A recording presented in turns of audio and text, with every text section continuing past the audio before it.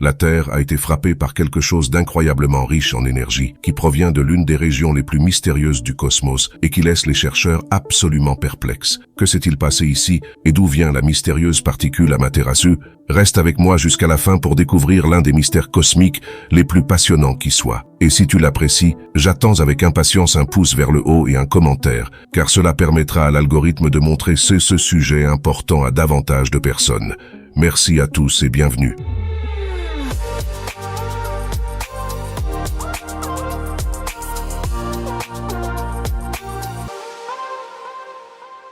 Ok les gars, nous avons été touchés par quelque chose qui vient des profondeurs de l'espace et qui dépasse de loin notre imagination. Donc en principe, journée de travail normale pour tout astronome. Mais trêve de plaisanterie, ce qui a frappé la Terre est en effet extraordinaire et plonge le monde scientifique dans l'excitation la plus totale depuis quelques jours. Il s'agit de la particule Amaterasu. Mais avant d'en parler, il est important de comprendre ce que sont les rayons cosmiques. Les rayons cosmiques sont des particules chargées de haute énergie qui atteignent la Terre depuis les profondeurs de l'espace. Ils proviennent de différentes sources, aussi bien de notre galaxie, la Voie lactée, que de l'extérieur. Les origines peuvent être des trous noirs géants, des étoiles à neutrons qui entrent en collision, des géantes rouges qui explosent, et en principe, tout ce que l'imagination permet.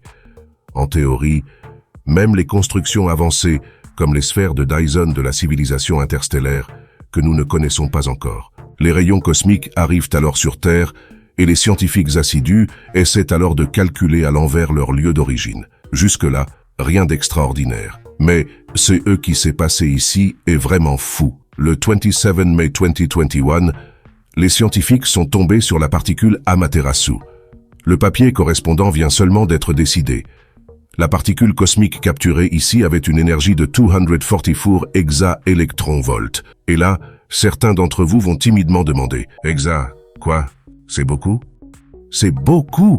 Dans toute l'histoire de l'astronomie, il n'y a qu'une seule autre particule cosmique enregistrée avec plus d'énergie. La particule Oh My God de 1991 avec 320 exa-électronvolts. 1991 est aussi mon année de naissance, donc la réaction est la même. Oh mon Dieu! Mais quoi qu'il en soit, la particule Amaterasu porte le nom de la déesse japonaise du soleil. L'un des scientifiques impliqués, Toshihiro Fuji, professeur à l'université de Tokyo, Japon, dit « Lorsque j'ai découvert cette particule de rayons cosmiques à ultra haute énergie pour la première fois, j'ai pensé qu'il devait y avoir une erreur, car elle a montré un niveau d'énergie sans précédent au cours des 3 dernières décennies. » Mais alors, pourquoi les chercheurs sont-ils si choqués par cette particule ? Parce qu'ils ne peuvent pas expliquer quelle source dans le cosmos pourrait produire une telle particule. Les étoiles qui explosent, les supernovae par exemple, n'ont pas assez d'énergie pour produire une telle particule. Nous avons reçu un rayonnement du cosmos d'une telle énergie que même un événement violent comme une étoile géante en train d'exploser ne pourrait pas le produire. Son énergie dépasse même celle des particules produites par le grand collisionneur de hadrons du CERN, le plus puissant accélérateur de particules construit par l'homme. Pour mieux se représenter la chose, l'énergie de cette particule équivaut à celle d'une balle de golf qui traverserait l'espace à 153 km/h. Alors, d'où vient la particule Amaterasu? Peut-être d'une mégastructure extraterrestre?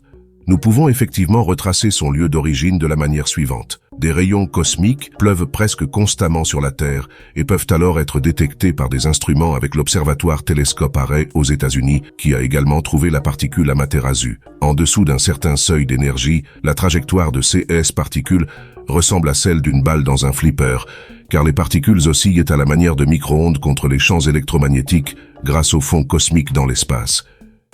Mais les particules ayant l'énergie de Oh My God ou de la particule Amaterasu se déplacent relativement sans se plier dans l'espace intergalactique ou interstellaire, sans être fortement déviées par les champs magnétiques cosmiques.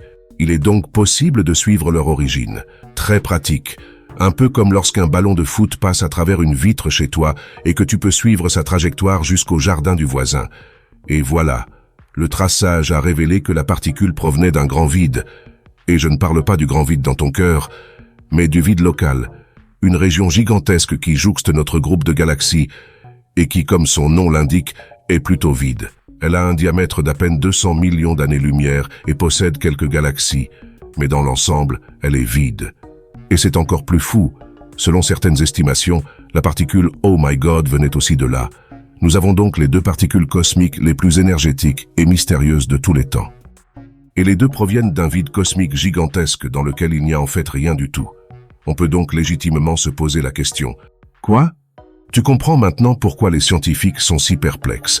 Quelques idées sur CE qui pourraient être la cause des particules existent, mais avant de te les présenter, nous allons faire un petit jeu. Écris-moi maintenant dans les commentaires avant de continuer à chercher quelle est ta meilleure idée. D'où vient la particule Amaterasu?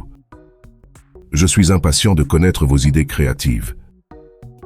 Comme nous l'avons déjà dit, nous pouvons exclure les étoiles explosives.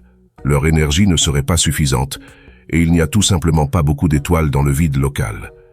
Mais qu'en est-il d'un objet massif et hautement énergétique qui peut se cacher? Un trou noir supermassif.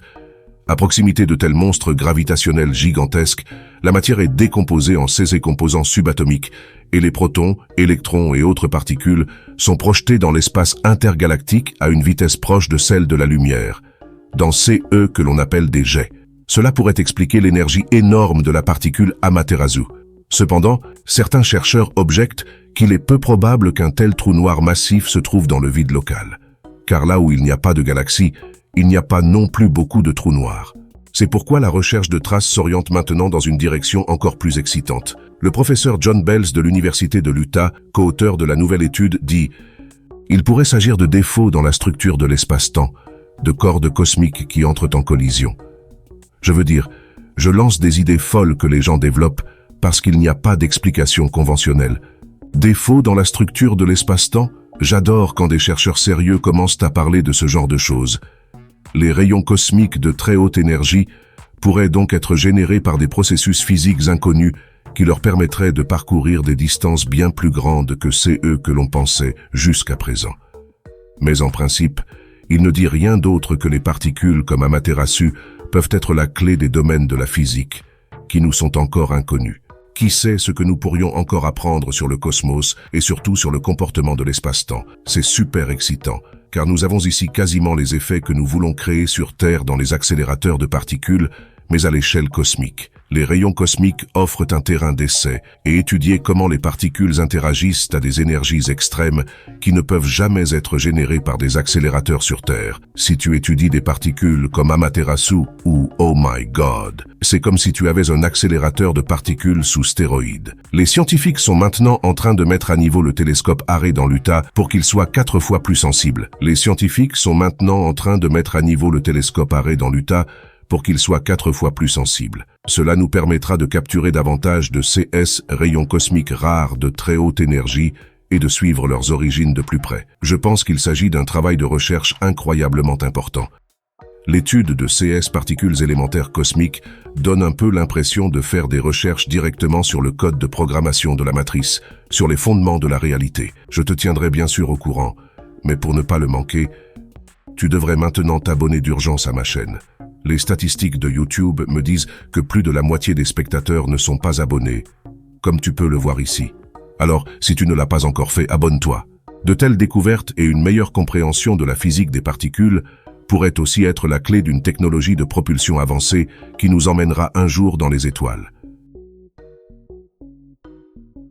Et à la NASA, il existe maintenant un concept de propulsion à la vitesse de la lumière. Pour tout savoir sur CE moteur hélicoïdal et savoir si tu pourras bientôt l'utiliser pour te rendre à Proxima du Centaure, regarde la vidéo ci-dessous. Et si tu veux soutenir mon travail, n'hésite pas à visiter la boutique Astro et à acheter les t-shirts des vidéos et les planètes en peluche.